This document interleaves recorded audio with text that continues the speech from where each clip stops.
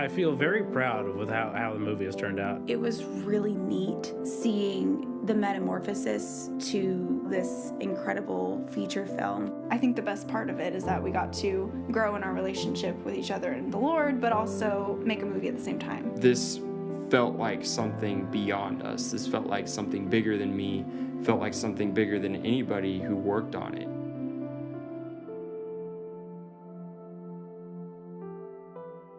So I've been making movies since I was 10 years old with my friend Kyle.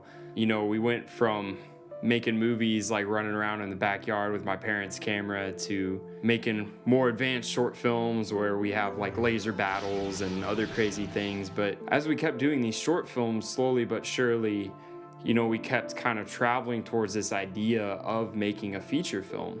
And immediately in our heads popped up the idea to make a feature film out of our short film, Little Notes to Heaven. We knew that with this feature film that we were gonna have a very character-driven story. You know, we're low budget. It's the struggle of every indie filmmaker out there. So we don't have like big budget special effects to play with or anything. We have to just really dive into characters, what makes them tick, what sends them on these journeys. I was there when it all kind of began as a short story. It was really neat seeing the metamorphosis from that tiny little humble little short film to now this incredible feature film.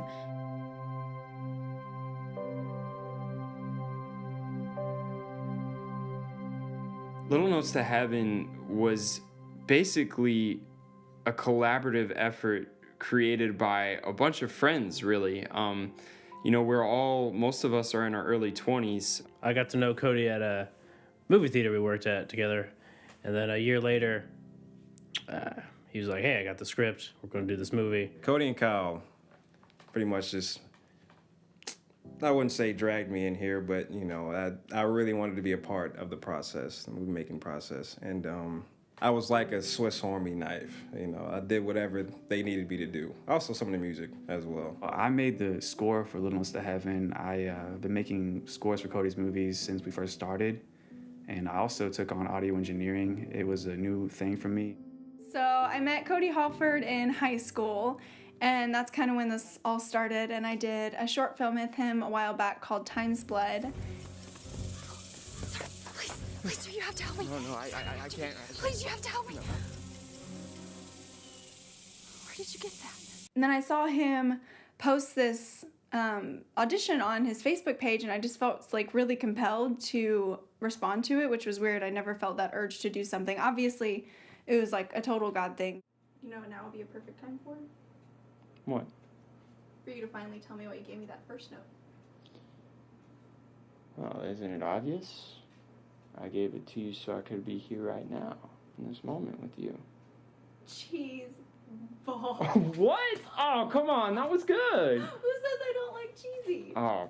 I was, in the callback, I knew that I had to cry for this scene, and I'd never done that before. I didn't have very much experience to begin with, and then I was, like, really nervous about it. And so, at one point, Cody and I were just kind of sitting there. There was just, like, this really sweet moment, and I just, like, felt it coming, and I started bawling, and then I couldn't stop, though. And Cody's like, we can tone it back now. And I'm like, no, you've opened the gates.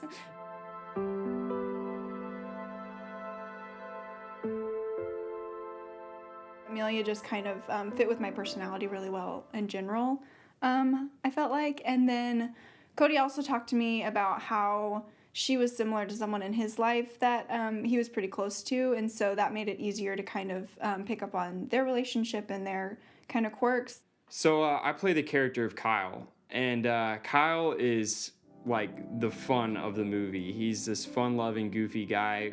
I definitely had this sort of like Jimmy Stewart from It's a Wonderful Life character in mind, to where he just has these huge big dreams and, you know, wants to go on these adventures, but he just can't quite get out of this box that he's in.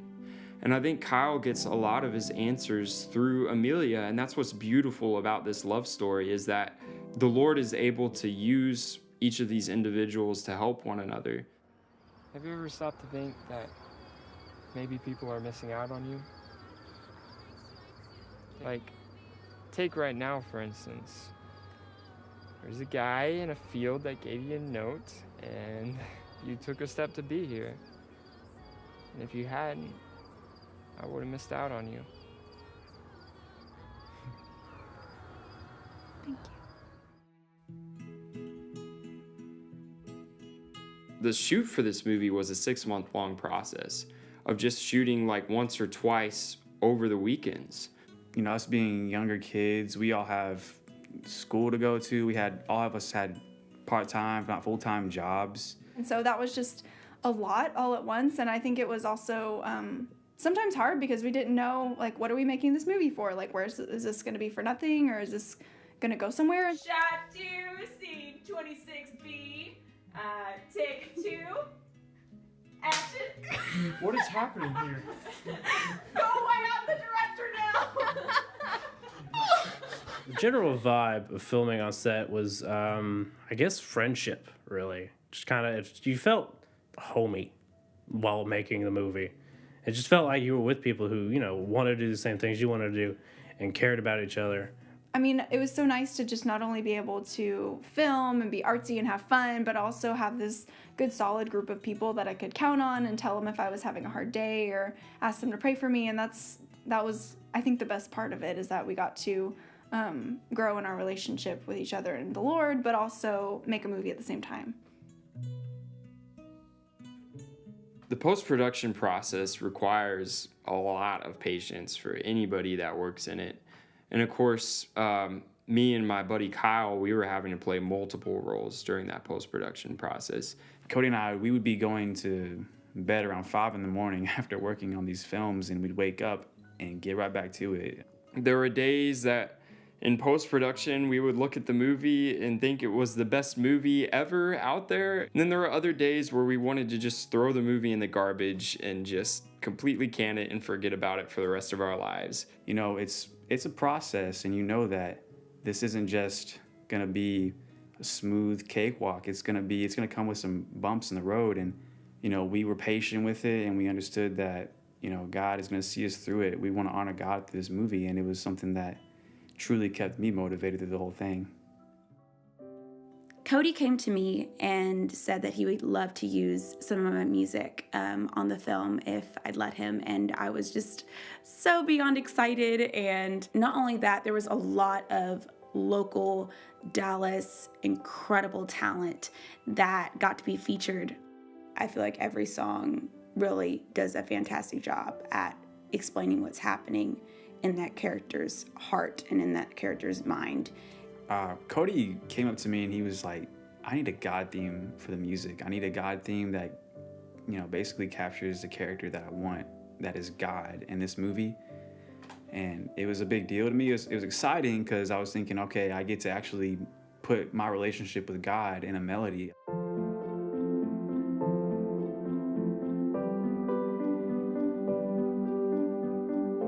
One of my favorite parts of the entire process is when I showed the first rough cut of the movie to some of the core people who were working on the film. And just being able to see the reaction of those core people of the film, I just remember thinking, you know what? If this is it, if this is the only reaction I get, it was totally worth it. Just going to the premiere, seeing everyone crying, like that was like such a cool thing, like to realize that they were touched by watching this movie. It was a realization that like this felt like something beyond us. This felt like something bigger than me, felt like something bigger than anybody who worked on it. You know, it in a way it felt like something that was just completely out of our hands.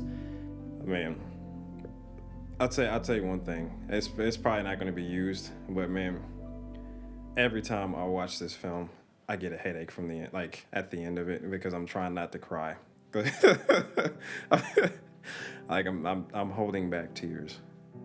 I feel very proud with how the movie has turned out and what we came up with. It's like, you know, it's our baby, and it just kind of grew up, and, you know, it's off to college doing things now. I really appreciate how sweet this love story is, and I think that that's really special about it, but then it also deals with like heartache and, you know, tragedy that everyone deals with at some point in their life. What I really hope audiences get out of the movie is maybe get more in touch with God. And, people who are struggling in the same situations we had in the movie, turn more to God instead of just, trying to fix it themselves.